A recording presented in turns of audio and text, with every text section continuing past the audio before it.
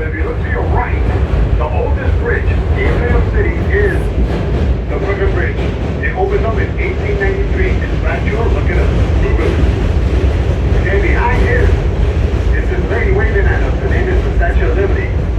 Lady Liberty in all glory. She's waving at us. Wave her back. To your left, you have the second oldest bridge, the Williamsburg Bridge.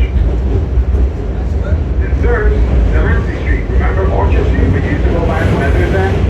The cool leather jackets back in the 80s, 90s, the 8-ball jackets, the 30s and all that. Yeah. That bridge serves that area. And the third oldest bridge is tied for third. Oh. Williamsburg Bridge was opened at 1903. Factual. Look it up. The third oldest bridges is the tie between the Queensboro Bridge and the Manhattan Bridge. They opened up in 1909. Factual. The fourth oldest bridge is the Triborough Bridge. That opened up in 1933.